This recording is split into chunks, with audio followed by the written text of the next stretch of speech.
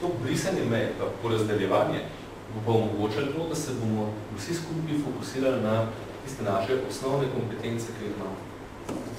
Moja osnovna kompetenca nekako je razmišljati o tem, kam bo software šel.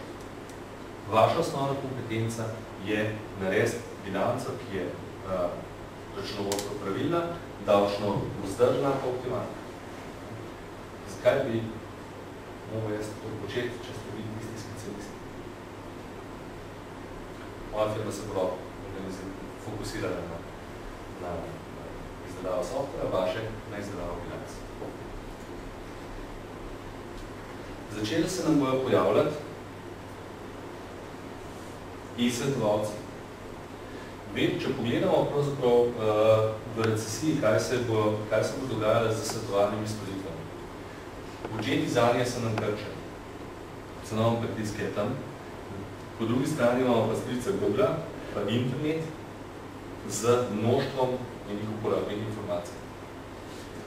Danes vzemaš svetovalca kot zadnji resor, zato ker so svetovalci dragi, precej dolg zagonski čas imaš zanje. In zaradi tega so res tista zadnja možnost. Najprej greš na internet pogledati, pa se zakone prebereš, pa če ti ni jasno, pa vzameš svetovalca. Začela se bosta pojavljati dva trenda.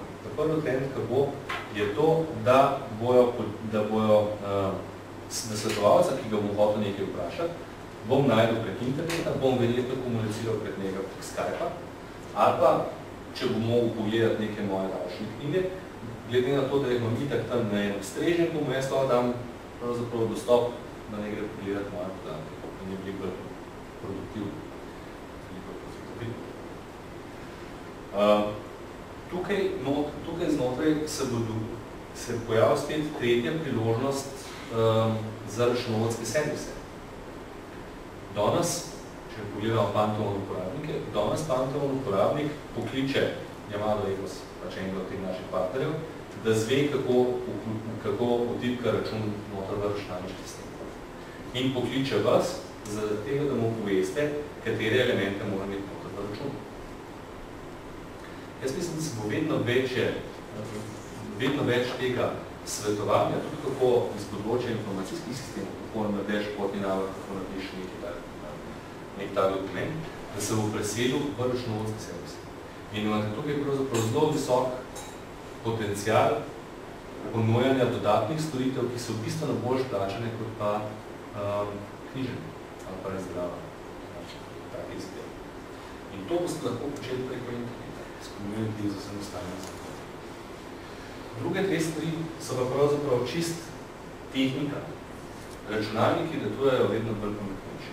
Tukaj nismo več deležni od tega, da bomo imeli omejene metode umetne inteligence na posameznih področjih. Eno od takih zadev je recimo fraud detection, ki ga zdaj gradijo na DURS, ki bojo pogledali tisto maso podatkov in iskali vzorce, kdo je verjetno tisti, ki tudi davki. Te iste zadeve se bojo začele pojavljati tudi v podjetjih in pri računovodskih servisih. Vedno več odgovorov na vprašanje, ali pa vedno več pravzaprav pazljivosti, vam bojo delali računalniki že sami.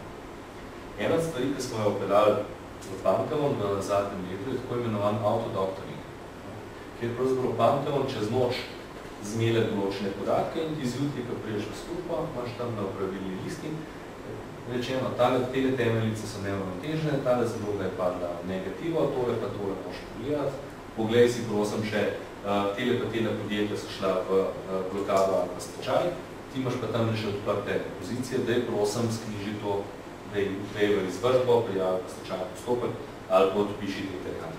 To so stvari, ki jih lahko znamo že danes tega. To pomeni, da bo software in računalniki bojo take vsedanje ali pa običajne naloge lahko prevzeti.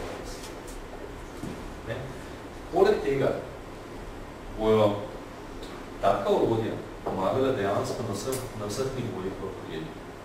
Tukaj so samo par primerov za računovodstvo. Si predal prijavo DDV. To, odkar je prijava elektronska, lahko vemo, da je bila prijava sprejeta z DURS-a. Na temeljnici X, ki se nazivaš napake. Zakaj?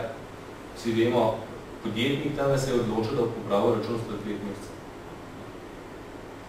Zdaj v bistvu v teh načinih dela, ki jih imamo, praktično vidite, ne veste, da je poslal na račun. Zdaj boste videli.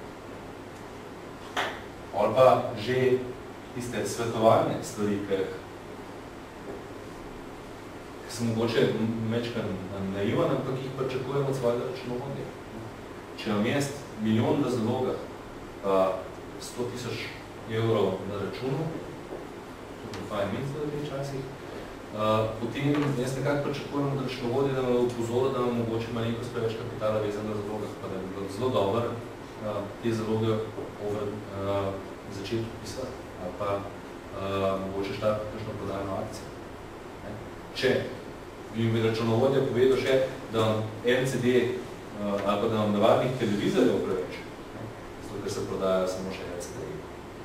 Pa bi bil še to bolj navezan na svojega računovodja, še to bolj z nasmehom plačal račune, ki bi jih pošli. Dejstvo je, da se to da delati. Dejstvo je, da se to tudi te servisi, s katerimi lahko preživite krizo.